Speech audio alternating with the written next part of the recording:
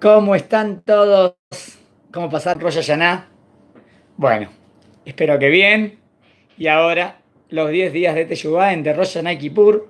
Pero aquí, en el medio, el tercer día, siempre luego de Rosh Hashanah, tenemos el ayuno de Gedaliah.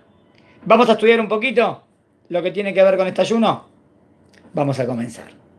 Un día después de Rosh Hashanah se conmemora una tragedia en la historia judía cuyo mensaje repercute inclusive hasta hoy en día. O sea, vamos a ver por qué se ayuna y vamos a ver qué podemos aprender para nosotros hoy en día. El día posterior a Rosh Hashanah se realiza el ayuno de Gedaliah, así, este es el nombre y ahora vamos a ver por qué. Uno de los ayunos menores. ¿Por qué ayunos menores? Porque no es de 24 horas, sino desde el amanecer hasta el anochecer.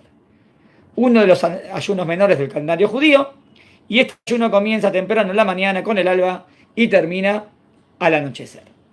¿Cuál es el significado de este ayuno? ¿Y por qué justamente ocurre entre Rosh Hashanah y Yom Kippur? O sea, porque entre Rosh Hashanah y Kippur tenemos solo 10 días de Teshuvah, pero esto es algo que pasó en la historia luego, después, y lo conmemoramos en este día. ¿Qué pasó? La historia de Gedaliah. Después de la destrucción del primer templo, más o menos aproximadamente hace 2500 años, la mayoría del pueblo judío fue exiliado a Babilonia, Babel. El conquistador, Nabucodonosor o Nabucodonosor, eventualmente alivianó algunas de sus duras restricciones y permitió que algunos judíos permaneciesen, por lo menos, en la tierra de Israel. Incluso designó a un judío recto, un buen judío, llamado Gedaliah, para administrar el territorio. O sea, lo puso como gobernador, ¿está bien?, de lo que él había conquistado. Gradualmente, más y más judíos que habían escapado de los horrores de la guerra y se habían refugiado en países vecinos, comenzaron a volver a sus hogares en Israel. Gedaliah era realista sobre las limitaciones de la soberanía judía, porque teníamos que pagar impuestos, dependíamos de Nabucodonosor, pero por lo menos un grupo de Yudim pudieron volver, se puede empezar a establecer y por lo menos podemos cumplir lo que la Torá, de cierta manera, en la tierra de Israel. Él entendía que para su propia preservación, los judíos en Israel debían cooperar por completo con la nación que había conquistado su tierra. Pero esta subordinación política era intolerable para algunos de los judíos. ¿Por qué? Un hombre llamado Ismael ben Netaniah, incitado por los celos y la influencia externa, se levantó, ignoró al rey de Babilonia y el día 3 del mes de Tishré, que es hoy, 3 de Tishré, Ismael traiciona a Gedaliah y lo asesina, al igual que a otros muchos judíos que estaban con él y a otros muchos babilonios. Respuesta A, ¿qué tiene que ver con Yom Kippur? ¿O qué tiene que ver esto también con nosotros? Después del asesinato de Gedaliah, los judíos temieron represalias del rey de Babilonia. Dijeron, bueno, ahora el rey de Babilonia se va a reenojar porque al único gobernador que le había puesto encima lo mataron y ahora se la va a agarrar contra nosotros. Entonces, ¿qué pensaron? Pensaron en huir a Egipto para salvarse. Pero dado que Egipto era una sociedad moralmente corrupta, se encontraron frente a un gran dilema. Debían sopesar la amenaza física de quedarse en Babilonia, que era Yehudá, Israel, pero estaba bajo el dominio de Babilonia, o nos quedamos aquí, pero tememos por nuestra vida, o nos escapamos a Egipto, pero ahí tenemos un peligro de asimilación espiritual. Por esta razón fueron donde el profeta Irmiau, Jeremías, quien estaba recluido haciendo duelo, y fueron a pedirle consejo. ¿Qué hacer? ¿Nos quedamos acá igual, bajo el riesgo de las represalias del rey de Babilonia, o nos escapamos a Egipto? Durante toda una semana, Irmiau le rogó a Dios por una respuesta, hasta que finalmente la obtuvo en Yom Kippur. Acá se relaciona también el ayuno de Gedaliah con Yom Kippur. Irmiau recibe la respuesta en un Yom Kippur. Irmiau, Jeremías, llamó a los judíos y les dijo que debían quedarse en Israel y que todo estaría bien. Y me dijo, confíen en Hashem. Hashem me respondió, quédense en Israel y va a ir todo bien. Dios estaba planeando hacer que los babilonios actuasen con misericordia hacia ellos. Y poco tiempo después, todos los judíos que habían sido exiliados tendrían permitido volver a su propio suelo. Pero les dijo Irmiau, si deciden ir a Egipto, la espada de los que están huyendo lo matarían allí. Es verdad que igual iba a ser un tiempo hasta que volvamos, pero acá era el principio, después de la destrucción del templo, cuando todavía quedaba un grupo de Yudim. Está bien, entonces, ¿qué hacen? ¿Se van a Egipto o se quedan? Entonces Irmiau le dice, quédense igual, confíen en Hashem. Por desgracia, las palabras del profeta no penetraron en los oídos del pueblo y se rehusaron a creer en ellas. Lástima, ya bastante, varias veces, muchas veces ya no le creen a Irmiau, porque Irmiau siempre le dijo, va a venir la destrucción, hagan teshuvá, si no va a venir la destrucción, y si no, hagan las paces, porque si no, va a ser peor, y nunca le creían. Irmiau les decía lo que Hashem les decía. Todos los judíos que quedaban en Israel empacaron sus maletas y entonces decidieron irse a Egipto. Incluso secuestraron a Irmiau y lo llevaron con ellos. Ahora la destrucción estaba completa. La tierra de Israel estaba completamente desolada. Ahora vemos por qué es un día de duelo tan grande o de ayuno, ¿no? La tierra de Israel queda desolada. ¿Puedes adivinar lo que ocurrió a continuación? Unos pocos años después, Babilonia conquista Egipto y miles de judíos que habían sido exiliados o que se habían escapado a Egipto fueron asesinados. El único sobreviviente de esta masacre, adivinen quién fue, Irmiau, Jeremías. Su profecía se había convertido dolorosamente en verdad. El evento inicial, el asesinato de Gedaliah, ha sido comparado a la destrucción del templo sagrado. ¿Por qué fue comparado? Causó la pérdida de miles de vidas judías, desencadenó el fin del asentamiento judío en Israel por muchos años. Me parece que ese sería el fin, ¿no? Desencadenó el fin del asentamiento judío en Israel, porque todos los ayunos tienen que ver con la destrucción del templo. Que sitiaron, que rompieron las murallas, que quemaron el templo y ahora que ni siquiera queda nadie. Por ende, los profetas declararon que el aniversario de esta tragedia fuese un día de ayuno. Este día es el día 3 de Tishrei, el día inmediatamente posterior a Rosh Hashanah. Lecciones para nuestras vidas. Vamos a hablar de 3 lecciones. Lección número 1. El pueblo judío se había hundido hasta uno de sus niveles más bajos de la historia. El templo había sido destruido. Estamos hablando del primer templo, ¿eh? La mayoría, el primer templo fue por asesinato, por promiscuidad y por idolatría. La mayoría de los judíos estaban exiliados, la situación parecía desesperanzadora, pero Dios cambió las desesperadas circunstancias del pueblo e hizo que el recto Gedaliah, por lo menos un yudí, fuese designado como líder. Sin embargo, Gedaliah fue asesinado y toda la esperanza desapareció. Pero fue precisamente en ese momento que Irmiau, Jeremías, le reza a Dios para obtener algo de claridad y algo de convicción. Esto fue durante los 10 días entre Rosh Hashanah y Yom Kippur. Esta historia es conmovedora para enseñarnos un importante mensaje para estos días. No importa cuán lejos estés, siempre puedes regresar y Dios te va a perdonar. Porque Dios dio varias posibilidades. Hasta le dijo, quédense que va a venir la salvación. Sin embargo, se quisieron escapar a Egipto. Lección número 2. Los judíos que fueron a aconsejarse con Irmiau estaban subconscientemente seguros de que Dios le daría la respuesta que ellos querían escuchar. Ellos estaban seguros que Dios decía, obvio, váyanse a Egipto, acá peligra su vida, se van a morir. Y de repente Irmiau les dice que se tienen que quedar. No se imaginaron que le iban a recibir ese tipo de respuesta. Entonces, cuando Dios les respondió de una forma diferente, se rebelaron. Pero ellos no eran personas malvadas, ¿no? No eran malvadas. En principio quisieron, pero entonces, ¿qué pasó? A pesar de que estos judíos eran, en un sentido, dependientes de la voluntad de los babilonios, no estaban dispuestos a depender de la voluntad de Dios. Estaban dependiendo de la voluntad de los babilonios, estaban ahí y ahora pasó esto, entonces tienen que escapar. Pero la voluntad de Dios le dice, quédense, no va a pasar nada. La lección es que apegarse a Dios significa seguirlo siempre. No solo no solo cuando coincide con lo que buscas o lo que pensás. Si fuiste a consultar y Dios te dio una respuesta, hace lo que Dios te dice.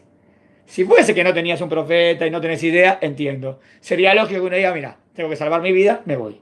Pero si Irmiao viene y te dice, Dios dijo que se queden, quédense. Una buena regla para la vida. Cuando te enfrentes a un complicado problema moral, pregúntate, ¿qué quiere Dios de mí? ¿Qué es lo que Dios quiere que yo haga? Muy bien. Obvio. O si tengo un profeta, es ilegal. Pregunta a los jajamim, a ver qué piensan. A los sabios. Y lección número 3. Cuando un judío asesina a otro, es una tragedia terrible, que puede tener enormes repercusiones históricas. Tal violencia es inexcusable. Inexcusable. Tenemos, o sea, porque al fin y al cabo, ¿qué pasó? Ismael, este que mata a Gedalia. O sea que todo empezó con un asesinato. Podemos tener diferencias políticas, podemos tener diferencias filosóficas, pero hay que solucionarlas con calma, con tolerancia. Esta es la única manera aceptable de solucionar problemas. Este, en primer lugar, el primer artículo. Y hay otro artículo que lo complementa en su contenido. ¿Está bien? Que también quiero leérselos. Ulay va a empezar primero con la introducción también, como empieza, porque es otro artículo, pero complementa lo que nos dijo de algo de lo que dice la Gemara. La Gemara es la aplicación de los Jajamim, ¿no? De la Torah oral. Y me interesa también, porque aquí vimos también lo que pasó con Irmiao. Vamos a ver lo que dice la Gemara. Comienza así, diciendo, el día posterior de Rosh Hashanah, el tercer día del mes de Tishrei, es el ayuno de Gedalia. La Gemara en el tratado de Rosh Hashanah. ¿En qué tratado de la Gemara aparece esto? Tratado Rosh Hashanah, o sea, tenemos una relación, Rosh Hashanah, este ayuno de Gedalia y Kippur, menciona que la primera referencia al ayuno de Gedalia aparece en ¿qué profeta? Sejaría, o en español Zacarías, Sejaría. Capítulo 8, versículo 19. Dice así, el ayuno del séptimo mes. ¿Cuál es el ayuno del séptimo mes? ¿Cuál es el séptimo mes? Contando los meses. El primer mes es Nisan, se cuenta, los meses empiezan en Nisan. El primero de Nisan es en Pesach. Contando de Nisan, Tishrei, este mes, sería el séptimo mes. Sin entrar en el tema de los años y los meses. Estoy hablando de la cuenta de los meses. Una vez dimos esta respuesta. Los años se cuentan desde la creación del mundo. Y los meses parece que desde la creación del pueblo de Israel. Yo tengo una respuesta linda. Por ende, el versículo se refiere al ayuno de Gedalia. En este día nos dice la Gemara, Gedalia ben Ahikam, hijo de Ahikam, fue asesinado por Ismael ben Nesania. Los dos eran Yehudim, ¿eh? La Gemara concluye que este ayuno es una muestra de que la muerte de un sabio es tan grave como la destrucción del gran templo. ¿Por qué? ¿Cómo lo compararon? Porque por la destrucción del gran templo hacemos ayuno. Y por la muerte de este gran sabio también hacemos un ayuno. La historia de Gedalia. Antes de que empecemos a explicar la razón de este ayuno, es necesario dar un poco del contexto sobre quién era Gedalia.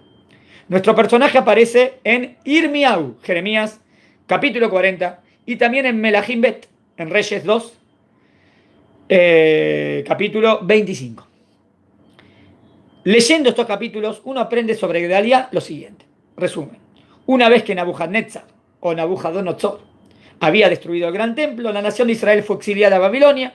Solo a una pequeña porción de judíos se le permitió permanecer en la tierra de Israel. Nabucodonosor designó a Gedalia como su gobernador. Cuando los judíos, en el exilio, escucharon que un grupo de judíos pudieron permanecer en la tierra y que también Gedalia fue designado su dirigente, que era un yudí, se alegraron enormemente y algunos empezaron ya a regresar para vivir en la tierra de Israel.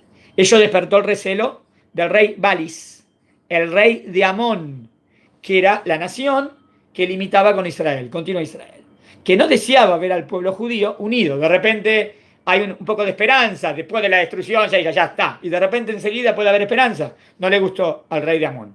Logró convencer a Ismael ben Nesania, que debía asesinar a Gedalia. ¿Cómo lo convence? De acuerdo a los comentaristas, Ismael era de sangre real. Ismael venía de sangre de descendiente de David Amelech. Por lo tanto, no pueden poner a un rey, a Gedalia, que no es de descendiente de David Amelech, porque los reyes de Yehudá tienen que ser descendientes de David. Entonces, bueno, pero esto fue temporal y hasta que nos organizamos. Entonces dice, no puede ser, anda, y lo convence que lo envidie y que lo quiera matar. Balis, para ponerlo en contra de Gedalía, solía provocarle envidia y rencor. Le hace acordar de su sangre real, que había sido despreciada y que ahora un plebeyo reinaba sobre él. Sus palabras penetraron tanto en la mente de Ismael que decide matar a Gedalía. Al comenzar el mes de Tishrei, Ismael se acerca a Gedalía. Este último, miren lo que pasó. Él había escuchado, había rumores de que este Ismael tenía mucha bronca con él y que podría matarlo. Pero, sin embargo, no creyó en los reportes de los mensajeros, ya que los consideró chismes nocivos. Fíjense qué tzadik que era Gedalía, como están diciendo la Yonará de Ismael. Él no puede querer hacer algo de eso. No quiso escuchar porque lo vio como la Yonará.